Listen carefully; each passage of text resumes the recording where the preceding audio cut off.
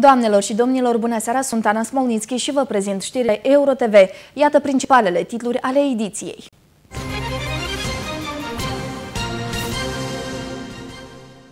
Au fost externați, dar se declară bolnavi. Поставили капельницы. Они говорят, у вас стресс.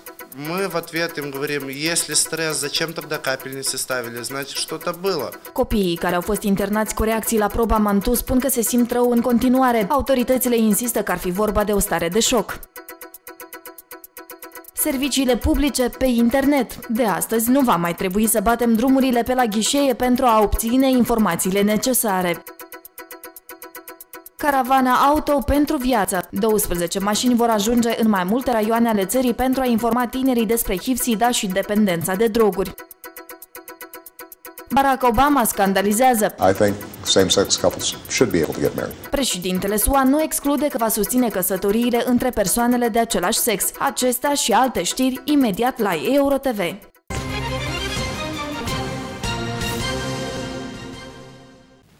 Test Mantoux cu multe necunoscute. Autoritățile din satul Bălțata, raionul Criuleni, susțin că pe lângă cei 10 elevi spitalizați, alți 30 de copii acuză amețeli, amorțeli în picioare și mâini, febră, stare de vomă și anemie.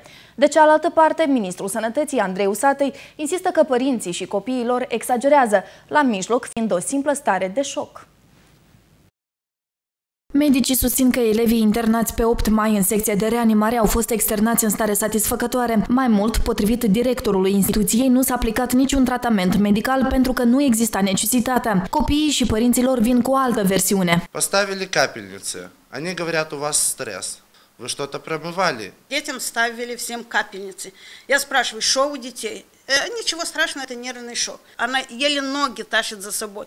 Что, Каролина, с тобой? Mama, eu nu știu, мне ноги отнимает. În același timp, autoritățile locale și copiii care au fost externați ieri susțin că alți 30 de copii acuză dureri. În plus, primarul satului, Olga Anatol, vine cu noi dezvăluiri. Potrivit ei, preparatul care i-ar fi fost injectat elevilor avea termenul de valabilitate expirat. Medicul de familie, responsabil de testare, nu avea la dispoziție nici măcar seringi potrivite, astfel încât s-a administrat și soluție în exces. Ministrul Sănătății, Andrei Usatăi, neagă orice acuzație. Когда приехал главный фтизиатр, он начал спрашивать у медсестры, как вы могли делать этими шприцами, как вы определяли дозу. 2 миллилитра надо набирать, 1 миллилитр нужно вводить.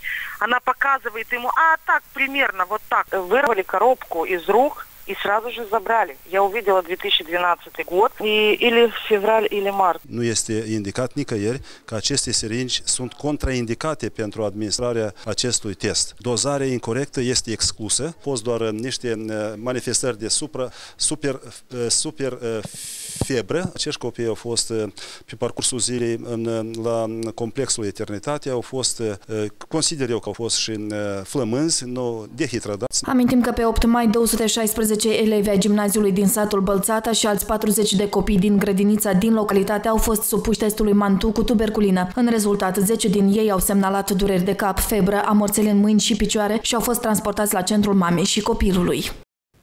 Servicii publice pe internet. De acum înainte nu va mai trebui să batem drumurile pe la ghișee pentru a obține informațiile necesare. De astăzi, serviciile publice oferite de autoritățile administrației publice centrale pot fi accesate pe www.servicii.gov.md. Platforma unică www.servicii.gov.md oferă cetățenilor posibilitatea de a se informa despre serviciile publice. Din cele peste 500 de servicii oferite de stat, 199 sunt disponibile pe site, iar 11 pot fi accesate electronic. Acest portal oferă cetățeanului posibilitatea să elimine un drum în plus, timp pierdut, nemergând la autoritate să obțină toate aceste informații, dar accesându-le de pe portal. Serviciile site-ului sunt structurate pe 4 categorii: pentru cetățeni, business, vizitatori și scenarii de viață. Aici puteți găsi informații despre descrierea serviciilor, setul de acte necesare pentru prestarea lor, orarul de lucru, costurile și durata implementării, date de contact, formulare, dar și instrucțiuni de completare. Din toamnă vom putea obține și cazier juridic, permis de construcții, dar și licență de activitate online. Cetățenii din Republica Moldova vor accesa acest portal, vor utiliza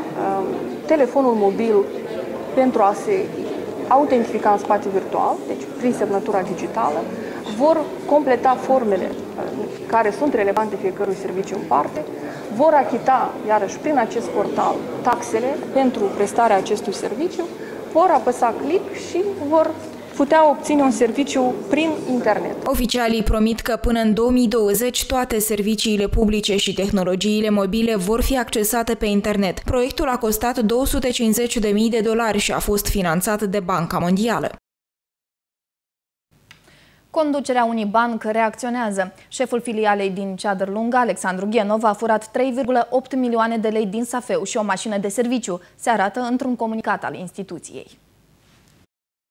După crima de la Ceadărlunga, când un consilier local a fost găsit mort într-o pădure, iar șeful filialei Unibank, Alexandru Ghenov, este declarat principalul suspect, banca reacționează. Într-un comunicat emis de instituție se precizează că Alexandru Ghenov a sustras din bancă 3,8 milioane de lei și a dispărut într-o direcție necunoscută folosind mașina de serviciu a băncii, o Dacia Logan. Totodată, instituția s-a adresat oficial organelor de drept pentru a fi efectuate cercetările respective. Consilierul local din Ceadărlunga, Serghei Ganev, a fost găsit pe 7 mai mort. Pe 1 mai acesta a scos de pe contul propriu din bancă circa $200.000. Caravana Auto pentru Viață a pornit astăzi la drum. 12 automobile vor merge la Cahul, Bender, Tiraspol, Râbnița și Bălți, unde promotorii acțiunii pozitive vor informa tinerii din mai multe instituții de învățământ despre cum pot preveni, dar și cum pot trăi cu infecțiile HIV și SIDA. Mai mult, vor oferi consiliere persoanelor dependente de droguri. Eduard are 36 de ani și a fost dependent de droguri timp de 10 ani. A început să le consume când avea doar 16 ani. Acum însă este căsătorit și are un copil. Pe exemplul său, el vrea să-i convingă și pe alții că substanțele narcotice, chiar și cele aparent inofensive, nu trebuie să facă parte din viața noastră. Я систематически употреблял опиум. Как находили деньги? 16 лет все. Разными путями, конечно же, незаконными. Promotorii acțiunii pozitive vor ține lecții de informare despre formele de prevenire și combaterea infecțiilor HIV-SIDA, dar și a dependenței de droguri. În plus, doritorii vor putea să afle în mai puțin de 15 minute dacă sunt sau nu infectați. В чем тоже суть этой сессии, что ее проводит сам человек, который реально на себе знает, в чем состоит проблема. În Republica Moldova, la 1 ianuarie 2012, erau înregistrate 7032 de persoane infectate cu HIV, dintre care aproape 3000 în teritoriile de est ale țării. Membrii acțiunii Caravana Auto pentru Viață vor însă să informeze că se poate trăi mult și calitativ chiar și atunci când persoana e diagnosticată HIV-SIDA. Mai mult, fiind seropozitiv, poți întemeia o familie sănătoasă. Можно создавать семьи, можно рожать здоровых детей, можно жить 60, 70, 80 lет, то есть можно жить больше, чем человек без инфекции. Mama este obligatoriu și indicăm să primească tratament specific, medicamente, începând cu 24 săptămâni de sarcină până la naștere. Copilul primește și el tratament imediat după ce se naște și la fel copilul nu trebuie să fie alimentat la sân. Caravana Auto pentru Viață va reveni la Chișinău pe 20 mai, când se marchează Ziua Internațională de Comemorare a Persoanelor Decedate de SIDA.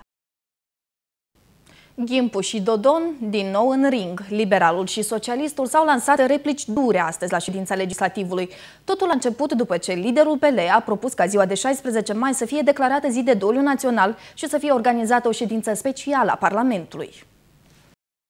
Mihai Ghimpu mai vrea o zi de doliu național pentru moldoveni. Asta în contextul în care pe 16 mai se împlinesc 200 de ani de la anexarea Basarabiei la Imperiul Țarist. Tot ceea ce simțim astăzi, sărăcie, mizerie, crime organizată, corupție, comunism, este legat de ocupația din 1812. 200 de ani au fost și sunt o perioadă importantă în relațiile bilaterale moldo-ruse.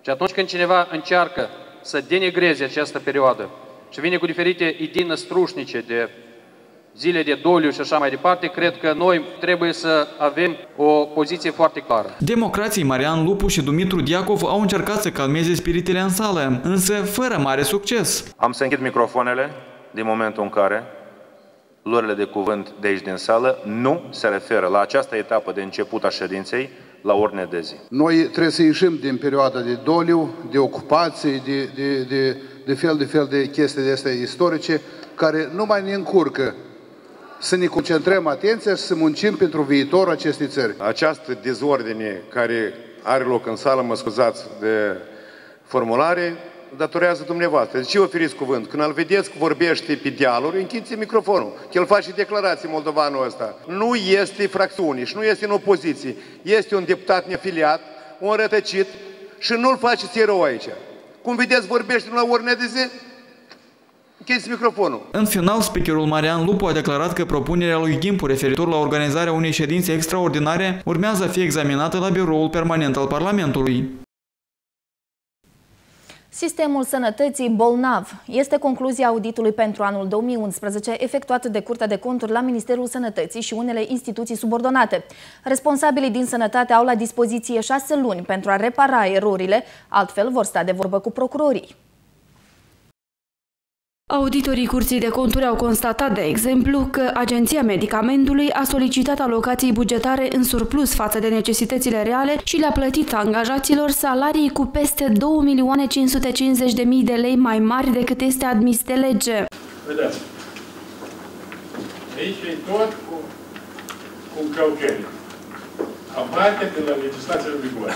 Președintele Curții de Conturi consideră că Ministerul Sănătății promovează un mecanism de salarizare care împiedică angajarea tinerilor specialiști în condițiile în care există un deficit de până la 40% de cadre medicale. Serafim Urecheanu a insistat să afle cum se întâmplă că unii medici lucrează la o capacitate de 700%, în timp ce un număr mare de absolvenți de medicină sunt puși în situația să plece în străinătate pentru un loc de muncă. Mie mi se creează o impresie că cei care lucrează s-au împărțit foarte bine câte un salariu, jumătate, 2 salarii, blochează angajarea în câmpul muncii a medicilor tineri și atunci noi începem să căutăm medici buni, medici de performanță, dar de unde să iei? Ministrul Sănătății a luat act de raportul Curții de Conturi. Oficialul declară că lacunele vor fi înlăturate, posibil unii funcționari vor fi demiși. Astăzi este prea devreme să mă pronunț referitor la aceasta, dar la o ședință ordinară a Colegiului, Ministerul Sănătății, care va avea loc în luna